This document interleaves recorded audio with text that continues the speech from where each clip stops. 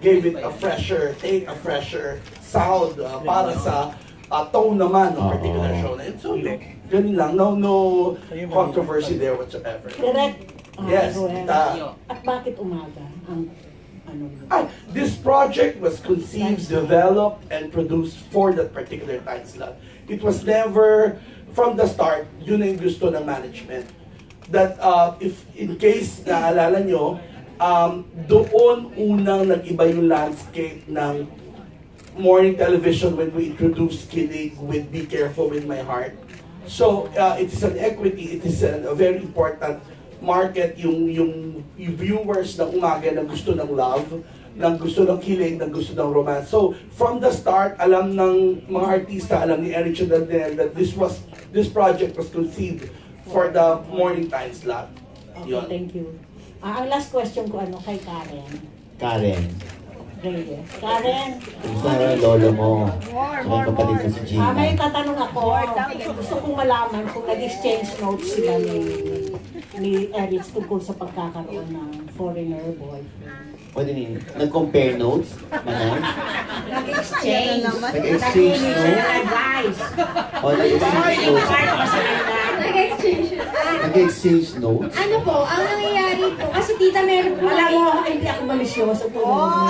Yung boyfriend ko po, nakila. Charot.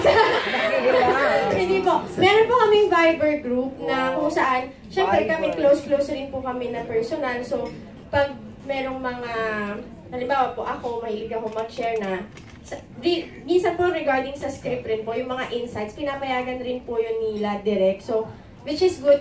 Parang bago po kami mag-scene, yung Danbridge po, tapos ako, mag-share po kami ng insights about the relationship, yung interracial relationship. And I think, hindi na rin nila masyadong kailangan rin ng advice coming from me. Mas bata po ako. At saka mas matagal na po sila kesa sa amin ng boyfriend ko. And very happy po sila. As in, simula po nung nakatrabaho ko sila, never ko pa po ata silang nakitang kahit magsimangon sa isa't isa.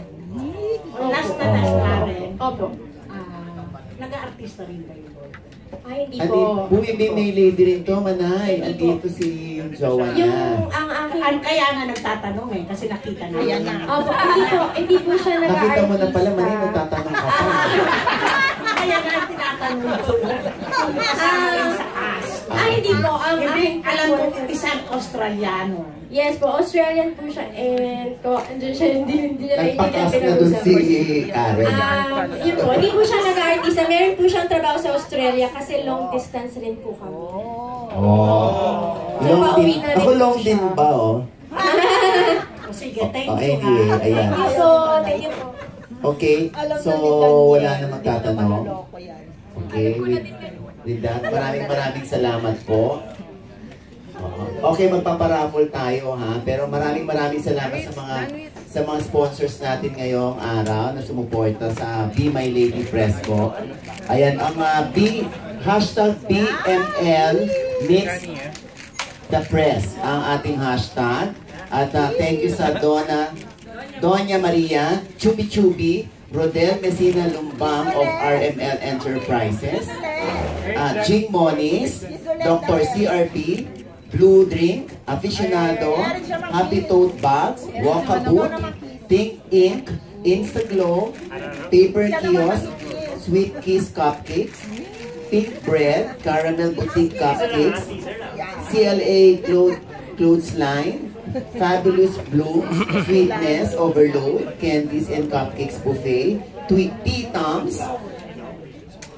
Ayan po, maraming salamat sa mga sponsors.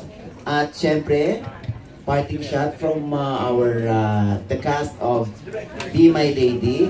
Unahin muna natin ang ating mga directors. Alam ko marami nang hinawakan mga teleserye itong mga directors natin. Pero ano nga ba pagkakaiba ng Be My Lady sa mga nakaraan nilang teleserye?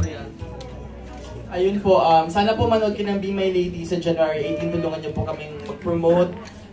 Kakaiba po yung show na to, kagaya ng sinabi lang sa una, first time na ma-feature ang isang real-life couple na talagang umamin. Kasi iba, di ba, hindi naman umaamin yung mga ibang love team. Ito, first time na may real-life couple na bibida sa isang soap.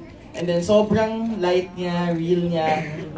Ang galing-galing po ng creative team namin. Pinapangunahan po si Miss Melda Rosario. Alam natin, bago naging rom-com, naging uso ang rom-com